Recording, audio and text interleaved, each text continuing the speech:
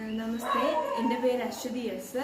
ഞാൻ ഞാൻ ചെങ്ങന്നൂർ ഇടനാട്ടിൽ നിന്നാണ് വരുന്നത്. ഞാനിപ്പോൾ പ്ലസ് ടു കഴിഞ്ഞിരിക്കുന്ന ഒരു വിദ്യാർത്ഥിനിയാണ്. ഞാൻ സത്യം പറഞ്ഞു കഴിഞ്ഞാൽ ഞാനിങ്ങനെ പറയാമെന്ന് എനിക്ക് തന്നെ അറിയത്തില്ല. ഞാനൊരു ഭിന്നശേഷിക്കാരിയാണ്. പക്ഷെ ഞാൻ ഉള്ളത് പറയട്ടെ, എനിക്കങ്ങനെ തോന്നിയിട്ടില്ല.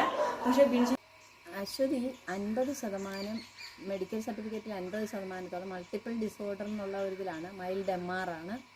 ചെറുപ്പകാലത്ത് അവൾക്ക് നടക്കാൻ വലിയ ബുദ്ധിമുട്ടായിരുന്നു. അതുപോലെ ഒരാടെ ഇതില്ലാതെ പിടുത്തമില്ലാതെ ഒക്കത്തില്ലായിരുന്നു. അപ്പോൾ എവിടെ പോകണമെങ്കിലും ഞാൻ കൈ പിടിച്ച് കൊണ്ട് നടക്കുമായിരുന്നു. തട്ടി വീഴുമായിരുന്നു. അതൊക്കെ ഒത്തിരി വ്യത്യാസങ്ങൾ ഇപ്പോൾ പിന്നീട് ഫിസിയോതെറാപ്പിയിലൊക്കെ കൂടെ ഒരുപാട് വ്യത്യാസം വന്നു. കണ്ണിൻ്റെ കാഴ്ചയുടെ പ്രശ്നങ്ങൾ വരുന്നുണ്ടായിരുന്നു. പിന്നെ എഴുതുന്ന നമ്മൾ സാധാരണ എഴുതുന്ന പോലെയല്ലായിരുന്നു. അവൾക്ക് കൈവച്ച് എഴുതുമ്പം അവിടെ അക്ഷരങ്ങൾ കയറി പോകുമായിരുന്നു. അപ്പോൾ ഇപ്പോഴും അവൾ പറയുന്നത് അങ്ങനെയാണ്. സ്ക്രൈബ് വന്നപ്പോൾ അവൾ പറയുന്ന അത്ര, അപ്പോൾ ചെറിയ ക്ലാസ്സിലെ കുട്ടികളാണ് സ്ക്രൈബിൽ വരുന്നത്. അപ്പോൾ അവൾ പറയുന്ന അത്രയും ആശയം എഴുതാൻ അവർക്ക് പറ്റാഞ്ഞുകൊണ്ടാണ് ഇംഗ്ലീഷിന് മാർക്ക് കുറഞ്ഞതെന്നാണ് ഇപ്പോഴും പറഞ്ഞുകൊണ്ടിരിക്കുന്നത്. അതുകൊണ്ടാണ് അതിന് ആയത്. എനിക്ക് തന്നെ എഴുതാൻ പറ്റിയ എൻ്റെ പേപ്പർ നോക്കാൻ പറ്റിയിരുന്നെങ്കിൽ പറ്റിയിരുന്നു. അപ്പോൾ അവിടെ അവൾ ശ്രമിച്ചിരുന്നു പക്ഷേ പറ്റത്തില്ലെന്ന് കണ്ടപ്പോഴാണ് എക്കണോമിക്സിനൊക്കെ വരയ്ക്കേണ്ട കാര്യം വന്നാൽ സ്കെയിൽ ഉപയോഗിച്ച് വരയ്ക്കാനൊക്കെ അവർക്ക് ബുദ്ധിമുട്ടായിരുന്നു. അങ്ങനെയാണ് സ്ക്രൈബിനെ നമ്മളാക്കിയത്. നമ്മുടെ കുറവുകളല്ല നമ്മളെ നിർവചിക്കുന്നത്. അങ്ങനെ കുറവുകളല്ല, ഒരു മനുഷ്യന് പൂർണ്ണനല്ല. അപ്പോൾ സമൂഹമാണ് നമ്മളിൽ കൂടുതലും കുറവുകൾ കണ്ടെത്തുന്നത്. പക്ഷെ നമ്മുടെ കുറവുകളല്ല നമ്മൾ ഒരിക്കലും നിർവചിക്കാൻ പോകുന്നത്. എൻ്റെ തന്നെ കഥ പറയുകയാണെങ്കിൽ, ഞാനാണെങ്കിൽ ഭിന്നശേഷിക്കാരിയായതിന് എൻ്റെ അമ്മയ്ക്ക് ഒരുപാട് ആശങ്കകളുണ്ടായിരുന്നു. പക്ഷെ എൻ്റെ അമ്മ മീരാഭായ് എന്നെ ചേർത്ത് പിടിക്കുകയും സമൂഹത്തിന് മുന്നിൽ ഒരു നാണക്കേടും വിചാരിക്കാതെ എന്നെ കൊണ്ടുവന്നു. അല്ലെങ്കിൽ ഒരു നാല് ചുമരിൽ ഒതുങ്ങപ്പെട്ട് പോകേണ്ടവളായിരുന്നു ഞാൻ. പക്ഷെ അത് എൻ്റെ അമ്മ കാരണം എനിക്കൊരു കുഴപ്പവും വന്നില്ല. എൻ്റെ അമ്മയാണ് എന്നെ പുറലോകം തന്നെ കാണിച്ചതെന്ന് പറയുകയും ചെയ്യും. എൻ്റെ കലാപരമായെന്ന് പറഞ്ഞു കഴിഞ്ഞാൽ ഞാൻ പഠിക്കുന്നതിനപ്പുറം കവിതയോടും കഥയോടും അതുപോലെ പുസ്തകത്തോടുമാണ് എനിക്ക് വളരെ ഇഷ്ടമുള്ളത്. പുസ്തകത്തോട് ഇഷ്ടം വരാനുള്ള കാര്യം അതിനും വിചിത്രമാണ്. കാര്യം സമ്പ്രദായക്കാരായ ഒരു കൂട്ടുകാർ പോലും എനിക്കില്ല. അവിടെ നിന്നുള്ള ഒറ്റപ്പെടലാണ് പുസ്തകത്തിൻ്റെ ലോകത്തോട്ട് എന്നെ കൊണ്ടുവന്നത്. സത്യം പറഞ്ഞാൽ എൻ്റെ സത്യാന്വേഷണ പരീക്ഷണ കളിക്കുടുക്കയിൽ തുടങ്ങി ബാലസാഹിത്യം കഴിഞ്ഞ് പിന്നെ എൻ്റെ സത്യാന്വേഷണ പരീക്ഷണ കഥകളിൽ നിന്നാണ് എൻ്റെ പുസ്തകയാത്ര ആരംഭിക്കുന്നത്. പിന്നെ അതുവഴി ഞാൻ കലോത്സവത്തിൽ എത്തിച്ചേർന്നു. കലോത്സവത്തിൽ കവിതാ പാരായണത്തിലാണ് ഞാൻ വന്നത്. ആദ്യമായിട്ട് കവിതാ പാരായണത്തിൽ വരുന്നത് 2ാം ക്ലാസ് തൊട്ട് വന്നെങ്കിലും പിന്നെ 4ാം ക്ലാസ് ആയപ്പോഴാണ് ഉപജില്ലാ തലത്തിൽ 1ാം സ്ഥാനം കിട്ടിയത്. പക്ഷേ കലോത്സവത്തിലാണെങ്കിൽ തന്നെ ഞാൻ ഭിന്നശേഷി കലോത്സവത്തിൽ വരാത്തതിനാൽ തന്നെ അവിടെ എനിക്ക് അപകടങ്ങൾ നേരിടേണ്ടി വന്നിട്ടുണ്ട്. ഞാൻ സാധാരണ കോമൺ കുട്ടികൾ മത്സരിക്കുന്ന കലോത്സവത്തിലാണ് വന്നിട്ടുള്ളത്. ഞാൻ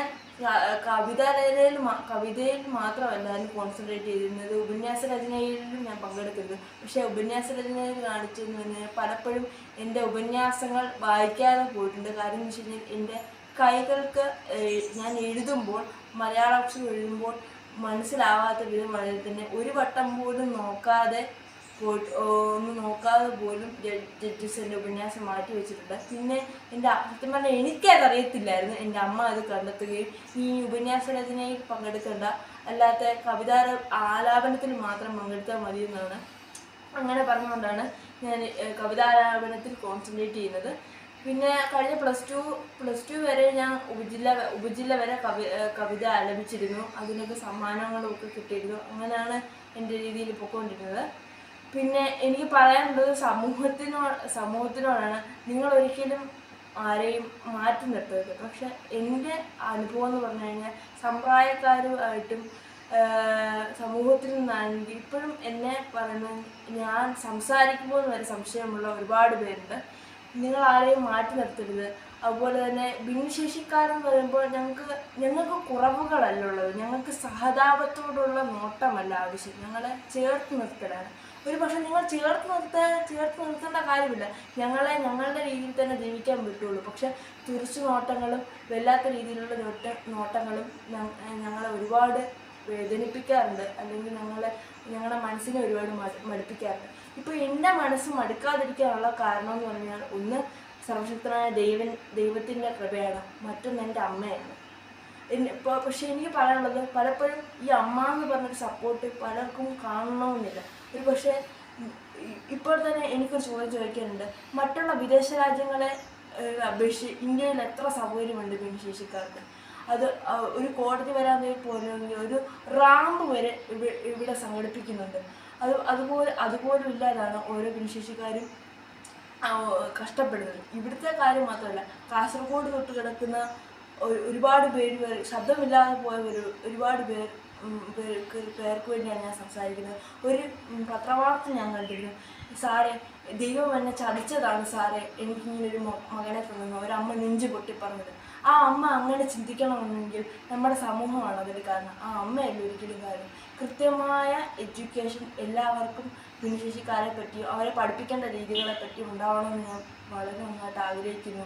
പിന്നെ ഇത്രയുള്ളൂ എനിക്ക് സമൂഹത്തോട് പറയാം. പിന്നെ എൻ്റെ അവസ്ഥയിലുള്ള അല്ലെങ്കിൽ എന്നേക്കാളും ഇതുള്ള ആൾക്കാരോടാണ് എനിക്ക് പറയാനുള്ളത്, നിങ്ങളൊരിക്കലും, എനിക്ക് ഇതുവരെ തോന്നിയിട്ടില്ല, എനിക്ക് 18 വയസ്സായിട്ട് ഇതുവരെ എനിക്ക് ഭിന്നശേഷിയുള്ളതായിട്ട് തോന്നിയിട്ടില്ല.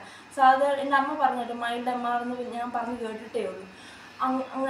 നിങ്ങൾ ഒരിക്കലും അത് വിചാരിക്കരുത്. അത് നമ്മുടെ മനസ്സിൽ വരുമ്പോൾ തന്നെ നമ്മൾ പകുതി തളർന്ന് നമ്മൾ മാനസികമായിട്ട് തളർന്നുമ്പോഴാണ് നമ്മൾ ഏറ്റവും വലിയ തളർച്ച വരുന്നത്. നമ്മളെ തളർത്താനും ഒരുപാട് പ്രതിസന്ധികൾ വരും, പക്ഷെ നമ്മൾ അത് അതിജീവിക്കുന്നതാണ്. എനിക്കിത് പറയാനുള്ളത്, ഞാൻ ആടുജീവിതം എന്ന് പറഞ്ഞൊരു നോവൽ കഴിഞ്ഞിടയ്ക്ക് വായിച്ചിരുന്നു. ഞാൻ അടുത്തിടയ്ക്കാണ് ആടുജീവിതം എന്ന നോവൽ വായിച്ചത്. അതിനുശേഷം ഞാൻ സിനിമയും പോയിട്ടുണ്ട്. അവിടെ എൻ്റെ ഒരു സാറ് പറഞ്ഞ ഒരു വാചകമാണ് എനിക്കിപ്പോൾ ഓർമ്മയുള്ളത്. നജീബ് 3 വർഷത്തോളമാണ് ആ നോക്കത്താ ദൂരത്ത് കിടക്കുന്ന ആ മരുഭൂമിയിൽ തൻ്റെ അടുത്ത ജീവിതം അല്ലെങ്കിൽ ഒരു ഫ്യൂച്ചർ എനിക്കുണ്ട് എന്ന് പറഞ്ഞ് നാട്ടിൽ നിന്ന് കാത്തിരിപ്പുണ്ടെന്ന് പറഞ്ഞിട്ട് ജീവിതം മുന്നോട്ട് നയിച്ചത്. ഒരുപാട് പ്രതിസന്ധികൾ അദ്ദേഹത്തിനുണ്ടായിരുന്നു. മരണത്തിൻ്റെ അടുത്ത് വരെ എത്തിയിട്ട് നജീബ് തിരിച്ചു വരും. അപ്പോൾ ഭിന്നശേഷിക്കാരായ നിങ്ങൾക്ക് പറയാനുള്ളത്, പ്രതീക്ഷ ഒരിക്കലും കൈവിടരുത്. നമ്മളെ തന്നെയാണ് മോട്ടിവേറ്റ് ചെയ്യുന്നത്. ഇനി ചുറ്റുപാടും ആരും ഇല്ലെങ്കിലും സാരമില്ല, നമ്മളെ തന്നെയാണ് മോട്ടിവേറ്റ് ചെയ്യുന്നത്. നമുക്ക് വേണ്ടി ശോഭനമായൊരു ഭാവി ഉണ്ട്. എനിക്കിത് പറയാനുള്ളത്, കൺമണി എന്ന് പറഞ്ഞ കലോത്സവത്തിൽ കാലുകൊണ്ട് വരച്ച ആ ചേച്ചിയെ നിങ്ങൾക്ക് എല്ലാവർക്കും ഓർമ്മ ഉണ്ടാകുമെന്ന് എനിക്ക് വിശ്വാസമുണ്ട്. ആ ചേച്ചി രാഷ്ട്രപതി 2-3 വർഷങ്ങൾക്ക് മുൻപ് ഞാൻ ഒരു പത്രവാർത്ത കണ്ടു, രാഷ്ട്രപതി ഭവനിൽ വരെ ആ ചേച്ചി എത്തിച്ചേർന്നിട്ടുണ്ട്. അപ്പോൾ എന്താണ് കാരണം? ആ അമ്മയുടെ സപ്പോർട്ടും ആ ചേച്ചിയുടെ മനോവിശ്വാസമാണ് ആ ചേച്ചി ഇതുവരെ രാഷ്ട്രപതി ഭവൻ വരെ എത്തിച്ചത്. എനിക്ക് പറയാനുള്ളത്, പ്രതീക്ഷ ഒരിക്കലും കൈവിടരുത്. ശോഭനമായ ഒരു ഭാവി നിങ്ങളെ കാത്തിരിക്കുന്നു.